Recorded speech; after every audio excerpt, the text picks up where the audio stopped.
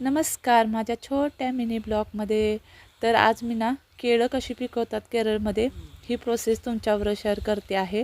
तर आम्ही केळाचा घड पहिल्यांदा बांधून घेतो, कारण की आम्हाला ठेवताना उचलताना किंवा लटकवताना ते बरं पडतं, म्हणून असंच करतो प्रोसेस इकडे. तर माझे हजबंड आहेत ही प्रोसेस सगळी करत आहेत. तर सगळ्यात पहिला त्यांनी केळाचा थोडासा दांडकं कापून घेतलं, ते कशासाठी तुम्हाला कळून जाईल. त्याच्यानंतर त्याने तो केळाचा घड ना बॅरेलमध्ये ठेवून दिला. तर बॅरेलमध्येच आम्ही केळं पिकवतो, त्याच्यामुळे थोडासा कलर घाण झालेला आहे, म्हणजे धुरामुळे. त्याच्यानंतर अगरबत्त्या घेतल्या आणि त्या अगरबत्त्या आपल्याला पेटवून घ्यायच्या आहेत, आणि जो केळाचा दांडका काढला होता ना त्याच्यावरतीच घुसवल्या आहेत. तर त्याचाच वापर करतात आणि अगरबत्त्या लावतो, तर अगरबत्त्या व्यवस्थित राहतात सुद्धा.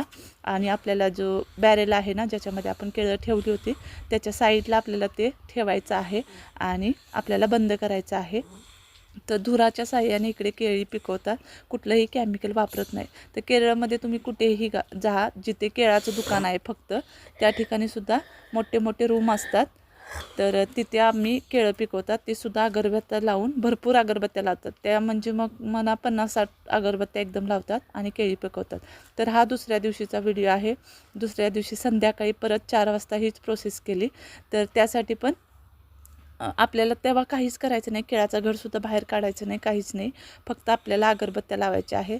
तर थोडंसं कोष्टी म्हणतो ना, त्याने थोडं घर केलं होतं, ते मी हाताने काढलं आणि हजबंडनी परत आणि अगरबत्त्या लावल्या 5-6, आणि त्या परत आणि आपल्याला सेम प्रोसेस करायची आहे.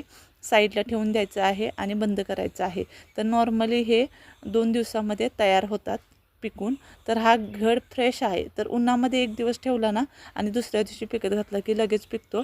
तर अशी प्रोसेस आपल्याला 2 दिवस करायची आहे, म्हणजे 2 धूर द्यायचे आहेत केळांना, तर केळं चांगली पिकून निघतात. तर हा तिसऱ्या दिवशीचा व्हिडिओ आहे.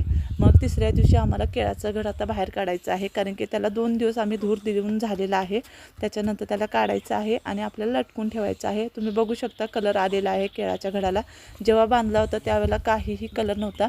तर दुसऱ्या दिवशी तुम्हाला नेक्स्ट व्हिडिओ मी दाखवेन, तर पूर्ण घर पिकलेला असतो. चला मग भेटू पुढच्या व्हिडिओमध्ये. Bye bye.